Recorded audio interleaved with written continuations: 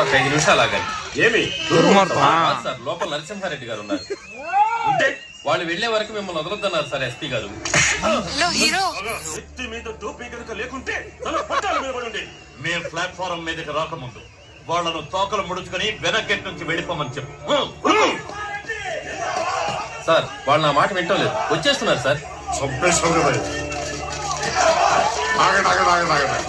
Sir మీరు కొంచెం వెనకట్టు కూడా బయటకు వెళ్ళాలి. ఎందుకు? వేదాఖం రెడ్డి కూతుర్ని ట్రైన్ ఎక్కించడానికి ఇట్టే వస్తున్నాయి. అయితే మీ ఎదురు పడితే తలకాయలు లేచిపోతాయి. మేము వెళ్లిపోయాక అవసరమైతే మీ కానిస్టేబుల్స్ తో లెక్క పెట్టించుకో. సార్ మీకు దండం పెడతాం. నా కొడుకు ఆ వీర్రాఘవరెడ్డి మీద కేసు గెలిచి ఢిల్లీ లెవెల్లో మా పేర్లు పెట్టి ఇక్కడికి తిరిగి వస్తుంటే దొడ్డితో ఒకటి వెళ్ళమంటావా? తప్పుకో.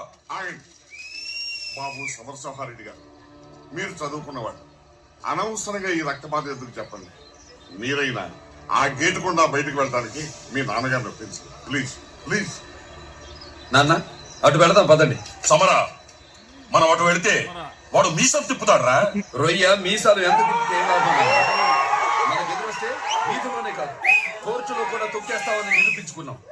పైగా మనం గెలిచిన ఆనందంలో ఉన్నాం, వాడు ఓడిన బాధతో ఉన్నారు. ఈ తృప్తినైనా వాళ్ళకు మిగులుతాం.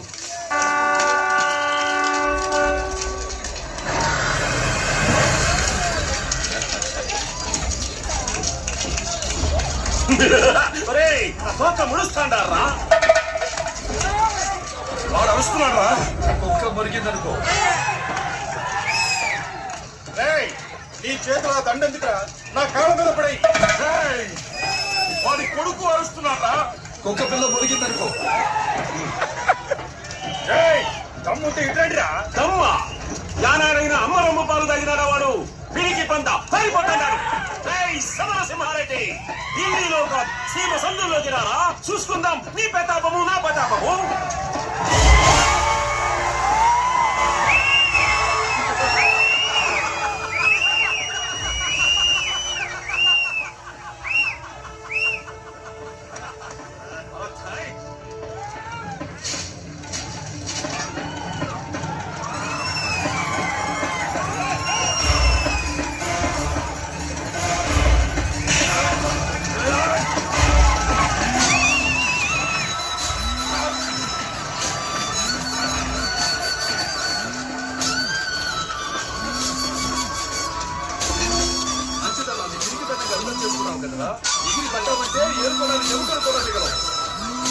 నీ వంశానికి ఉన్న విలువంతా, నీ పౌరుషానికి ఉన్న బవరంతా దమ్ము గురించి రొమ్ము ఎరగ తీసుకుని మాట్లాడావు కదరా.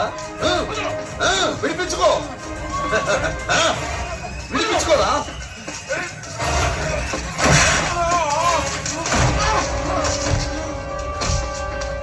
నిన్ను నరకడ నిమిషం పని నీ కొడుకులు నీ వాళ్ళొచ్చేలోపు కట్టెక్కర్లేదురా.